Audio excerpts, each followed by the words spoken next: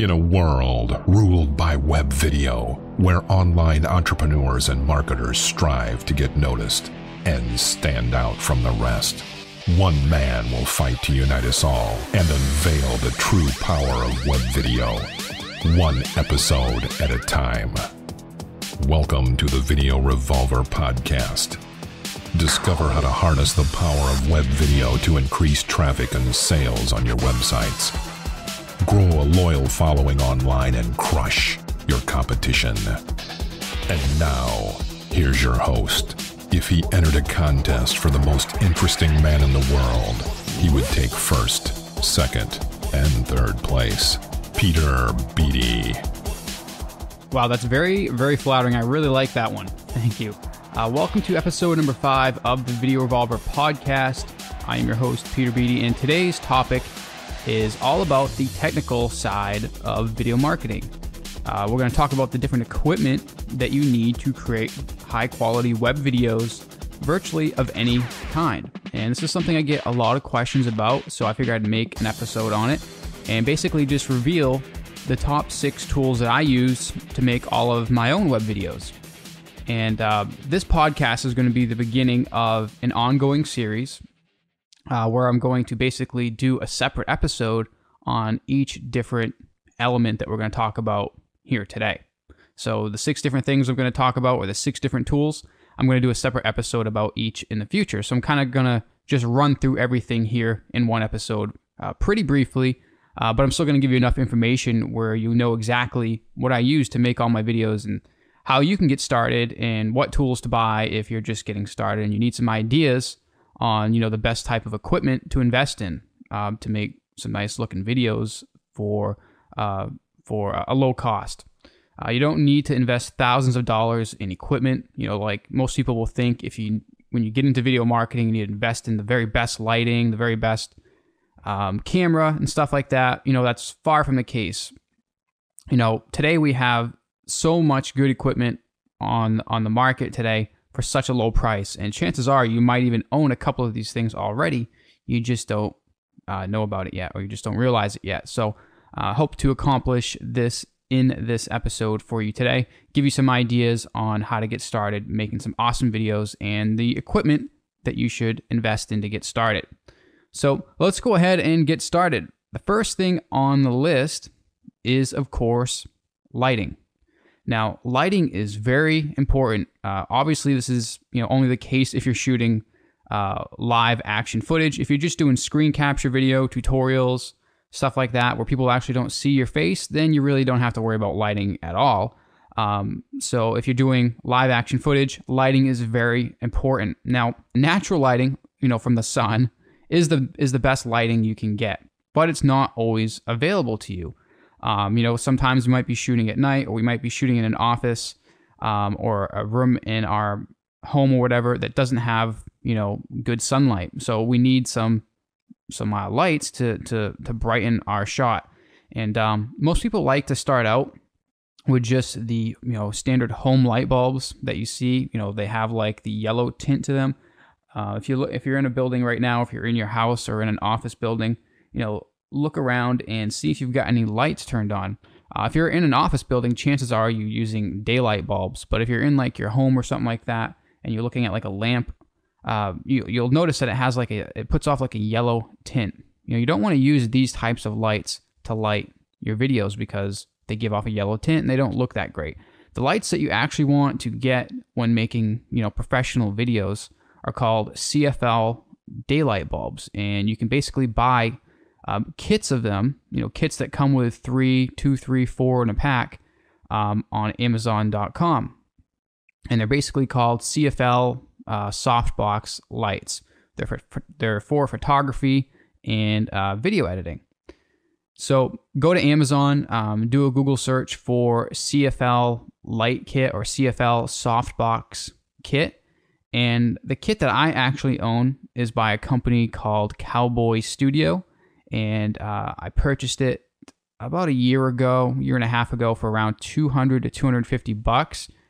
And it came with 3 different lights, and it also came with 3 different color backdrops. Came with a a black cloth backdrop, a white cloth backdrop, and a green cloth backdrop. Just gives you a couple different options when shooting your videos. You can have a green screen, you can have a black background, and of course a white background. Now, Cowboy Studio, although their equipment is, okay, it's not the best of quality. It's good enough to get started. I'm still using Cowboy Studio, so obviously it works. But the quality of their lighting and their products is not the best. I would say on a scale from 1 to 10 as far as quality, I'd probably give them a 6 or a 7. I've actually broken one of my lights, just by over tightening it just a little bit. I was actually screwing on one of the light heads onto the post that it mounts on, and I actually snapped the screw right off. So if you're looking for quality, stay away from Cowboy Studio. But if you're looking to just get started, check them out. If you're looking to spend a little bit more money, or if you're willing to spend a little bit more money, no one's really always looking to spend more money than they need to. But if you're looking for a more higher quality light, then go to tubetape.com. And you can find some CFL softbox light kits on there. They're going to be a little bit more money than the ones on Amazon from Cowboy Studio, but they're probably going to last a lot longer. Now, I'm still using Cowboy Studio lights, and they still work for me. So I really don't see the need to invest more money in something more expensive. But that's what I use, and those are my thoughts on lighting. It's very important, and you want to make sure that you actually invest in some daylight bulbs, and make sure you get CFL bulbs because they don't use a whole lot of power, so you can run a bunch of them at once without blowing your circuit breaker, on your house or in your office. And they don't get really hot, so you can sit under them for a long time, and your skin will not heat up, and you won't start sweating. I've actually been sitting in front of like 30 different CFL light bulbs for a couple hours when I was creating one of my courses a while back. And, I didn't blow any fuses in my house. I didn't even feel any heat from these bulbs at all. If these were just the regular incandescent light bulbs that people use in lamps and stuff like that, I'd probably be burning up, and I'd probably blow a few fuses in my house. So that's my thoughts on lighting. The next thing is audio. Audio is the most important part of your videos. So we're going to talk about the different mics that I use depending on the type of video that I do. So there's a saying that goes around that goes something like this. You can have a video with the best video quality, but if your audio is terrible, people won't watch it. Versus you could have a video with not so great image quality or video quality, but your audio could be, top notch and people would watch it. So the quality of your video is perceived by the quality of your audio. And then second comes the actual visuals, the video part. So your audio needs to be good. Now, a lot of people, when they get started in video marketing, they don't invest the extra money in a microphone. They try to use their built-in webcam mic, or they try to use the camera that's built into their video camera. And the audio, the audio that comes from that is not that great. So you need to invest in an external microphone. Now, the microphones that I use are as follows. The one I'm using right now is called a Samson CO1U. It's a USB condenser microphone. Now, I use this microphone for things like podcasts, screen capture videos, tutorials, any types of videos that don't require me to be in front of the camera.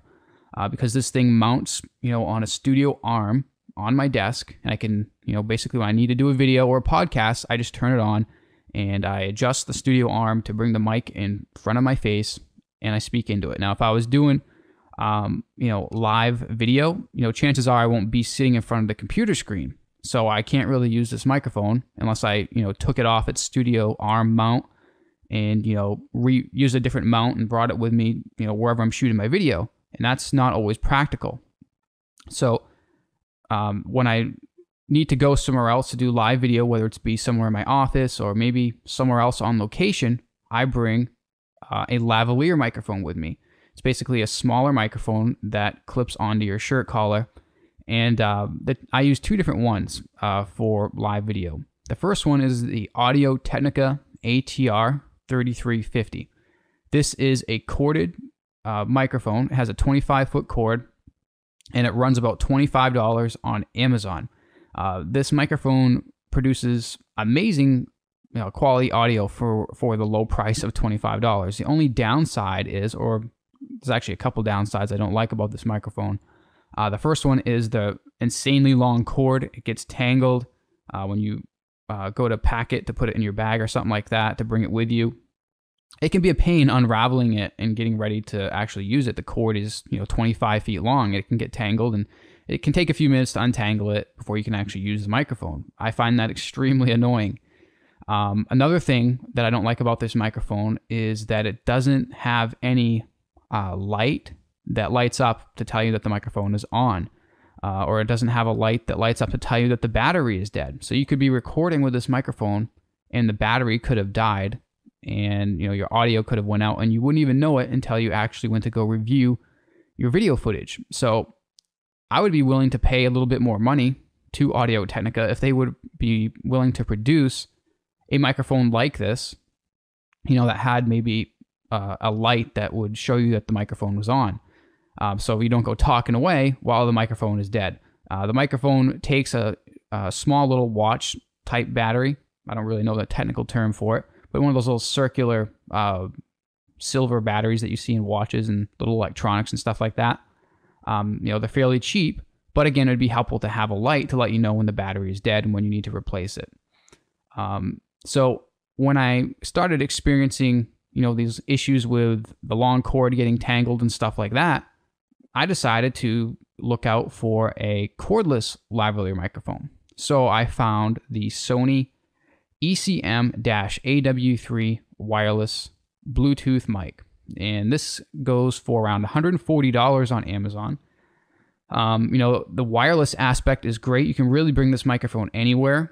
It clips right on your shirt. It's a little bit bigger than the Audio-Technica ATR 3350, but the audio is not as good as the Audio-Technica. So I'm kind of stuck in the middle between these two mics right now, and I'm actually looking for a better cordless microphone system that produces high quality audio and also is cordless and has a nice little external light that lets you know when the microphone is dead. So those are the three different mics that I use depending on which type of video I'm shooting.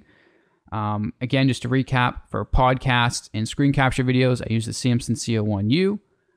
And when I'm shooting a live video, I use either the Audio-Technica ATR 3350 or the Sony ECM-AW3 wireless Bluetooth mic.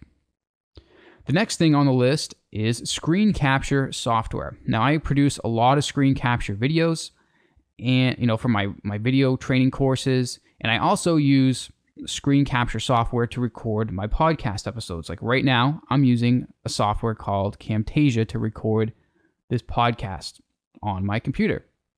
And Camtasia is great software, but it has a few downsides. Now, I own Camtasia 7, and I'm running it on Windows 7, and it can be very sluggish at times. When you record a video over, say, 5 minutes long, your computer tends to run slowly, and Camtasia tends to run slowly, and I wish that it would perform a little bit better at some times, but it is great software, and I think it's a little pricey, in the $300 range for if you're a PC user. It's only $100 if you're on a Mac, but I think it's one of the best screen capture softwares out there as far as the different editing tools that it has and stuff like that.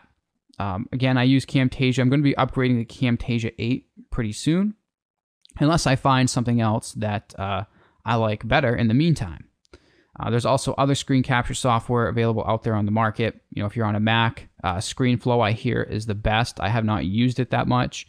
I've used it a little bit on my MacBook Air, but nothing too extravagant where I could give you a solid review on it. So I use Camtasia screen capture software to produce all my podcasts, video tutorials, to produce all the videos in my training courses and stuff like that. This is a tool that I find myself using every single day. But again, there's one downside that I don't like about it, and that's that it uses a lot of memory and it slows down the computer when your videos get too long. If TechSmith could fix that issue, I would be totally in love with Camtasia. and would not be trying to look for another solution. Okay, so the next thing on the list is video editing software. If you're shooting any type of live video, then you're going to need some type of video editing software. The free software that's probably comes on your computer, like Windows Movie Maker and stuff like that, is not going to cut it. You need to invest in some video editing software, and the ones that I use are either Sony Vegas Movie Studio HD Platinum, which runs about $100. I use this on a daily basis, but it's only available on a PC, not on a Mac. If you're on a Mac, then you might want to check out Adobe Creative Cloud, and you can download Adobe's video editing software, which is called Adobe Premiere. Now, I've recently signed up to Adobe Creative Cloud, and it basically is a service from Adobe that allows you to, pay them. Well, you pay them $50 a month, and it allows you access to all of their, or most of their, software. So it comes with Photoshop, Adobe Illustrator, Adobe Audition, which is an audio editing software. It gives you access to Adobe After Effects.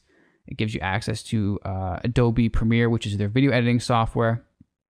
I'm subscribing to this right now, and I'm going to be giving up Sony Vegas here soon, mainly because I have a MacBook Air, which I, do my work when I'm, not in front of my desktop computer. If I'm in on the road or something like that, or in a coffee shop, I can't bring my desktop computer. I'm going to have my MacBook Air with me, and I can't run Sony Vegas on my MacBook Air.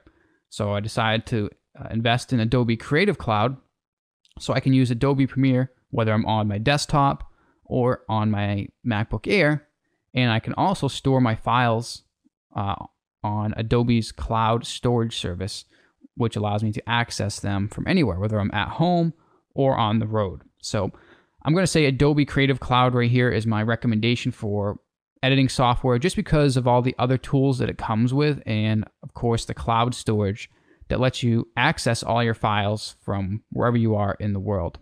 And also, Adobe Audition is an audio editing software that comes with Adobe Creative Cloud, and I use Adobe Audition to edit things like my podcast before I upload them online. It just helps fine-tune the audio and gets that nice quality audio that everyone loves listening to. So for the editing software, Adobe Creative Cloud. The next thing on the list is not really required, but it's something you might want to consider as you get further and further into your video marketing journey, and that's getting professional background in your video. If you're doing sales videos and stuff like that, where you really don't want people to see maybe the background of your home or your office, maybe you have a clutter behind you, clutter of stuff on the wall or whatever, maybe your background isn't very presentable. So you might want to consider getting some type of professional backdrop. And I am currently using a 5x7 collapsible backdrop that I bought on Amazon for $60. It's basically a reversible backdrop. Allows me to have a white or black background. And I can basically, when I'm done using it, I can basically collapse it down into like a 24-inch circle, put it in the storage bag, and put it in the closet. When I want to use it, I just take it out of the storage bag, pop it open, and lean it against the wall and shoot my videos. Earlier on, I was using a bigger backdrop that I created with a roll of Savage paper. Savage paper is something that's used by photographers to create backgrounds for their photos, and you can get it in many different colors. And I bought a white roll of Savage paper for around $75 on Amazon, and I put that up down in my basement, and I put it up on two stands to hold it up, two backdrop stands that I got from Cowboy Studio, and it allowed me to create those types of videos that you see with like the infinite white backgrounds. The problem is that this thing took up a lot of space. It's like 8 feet wide or something like that, and it can just get in the way. So the advantage of having the collapsible background is when I'm done with it, I can just fold it up and put it in the closet and, have my space back. So again, if you're looking to invest in something to create a professional background, check out the collapsible backgrounds on Amazon. Or if you do have the extra space to spare and you're looking for something that you can just keep up and, use it whenever you need to, then check out on getting a roll of Savage paper on Amazon. Again, it comes in a big roll, and it's around $75. Having a nice background is also useful if you plan on doing any types of green screen videos where you can, delete the background behind you and put in special effects and stuff like that. I don't do too much with green screen. I mainly just use the background to, if I want to add like an infinite white background to my videos. I kind of like this clean look, and allows me to add text on my in my video if I need to and stuff like that. So the last thing on the list is, of course, the camera. You can't shoot video without a camera. So the camera that I use, or the two cameras that I use, are a Kodak ZI-8 and my iPhone 5. So you can really use any camera that you want as long as they meet two requirements. Number one, the camera needs to shoot HD footage. That's a must. I'm pretty sure every camera on the market nowadays does shoot in HD anyways. But if your camera is, more than, I'd say, 5 or 6 years old, then you want to check in and make sure that it does shoot HD video. And number two, you want to make sure that it has an external mic jack. Some cameras, especially some flip cams, don't come with an external mic jack, so you can't plug a microphone into the camera. This means that your audio quality is not going to be that great because you're going to be using the built-in microphone in the camera. So before you invest in a camera, make sure that it shoots HD quality and make sure that it has an external mic jack port so you can plug your mic in. Now, the Kodak ZI-8 does shoot HD footage, and it does have an external mic jack, so I can plug my mic in there. Now, the iPhone obviously shoots HD video, but it does not have an external mic jack. It has a headphone jack. So in order to use a microphone in my iPhone, I had to buy a special cord, and I don't remember the technical name off the top of my head. I'll have to link it up below here in the show notes. And I'll give you a link to the actual cord that you have to buy. But basically, it's a little cord that you have to buy that you plug into your iPhone headphone jack, and it basically allows you to plug in a microphone into your headphone jack so you can use your iPhone with an external microphone. Again, I'll put the link to this product that I had to buy in the show notes. It was under $20. So I want to talk about really quickly the ups and downs of these two different cameras. Now, the Kodak ZI-8 has horrible battery life. I find myself having to constantly charge this thing, before I need to shoot a video. It seems like the thing's always dead.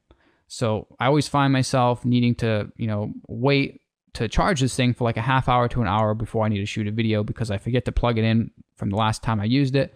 So that's the only major downside of this camera. Other than that, it shoots great video.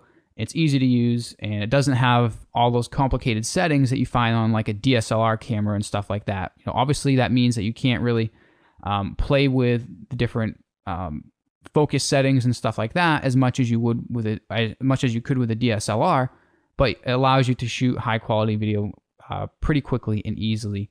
I like to call it an idiot-proof or a dummy-proof HD camera. Now, the iPhone 5 or any other smartphone for that matter, I don't want to, single out Android users or anyone else. If your smartphone shoots HD video, then basically when I say iPhone 5, I'm talking to anyone with a smartphone.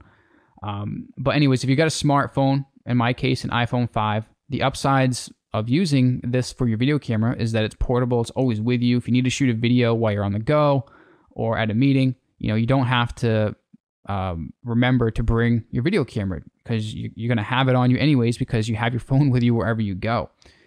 The only downside is that you need that special cord if you want to use an external microphone. That's really not a big downside. It's just something that you need if you want to use an external mic. So there you go.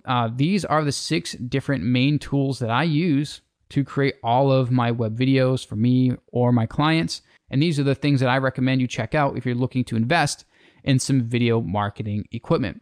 Now, obviously not everything on this list is required to get started in making videos. I'd say the first 3 things that you need to get started are, of course, a camera and a good microphone, and of course, some editing software, depending on the types of videos that you're going to make, whether it's screen capture or live action footage. Next, I would focus on getting some lighting and some backgrounds, as your business grows and as you can afford to invest in these other things and upgrade your equipment. Now, I'd say altogether, if you were to invest in all these things, right away, I'd say you'd be looking to spend, assuming you already own your iPhone or your smartphone, I'd say you're looking to spend around $500 to $600 to invest in all this stuff. But if you're just getting started, and again, if you just need a camera and a good microphone, you can get started, with a $100 HD flip cam, a $25 mic, the Audio-Technica ATR 3350, and a subscription to Adobe Creative Cloud for $50 a month. So under $200, I'd say you could get started easily. And I think that's a pretty reasonable price considering the quality of video you can create with this stuff. So that's a wrap. Today we covered the 6 different tools that I use to create all of my web videos. Again, in the future, we're going to be covering all of these things in more detail in future episodes. We're going to be breaking down each topic, into fine detail. But if you have any questions for me or any suggestions, things that you think I should add to this list, head on over to my website at videorevolver.com. Leave me a comment directly on the site, and I will think about discussing that in a future episode.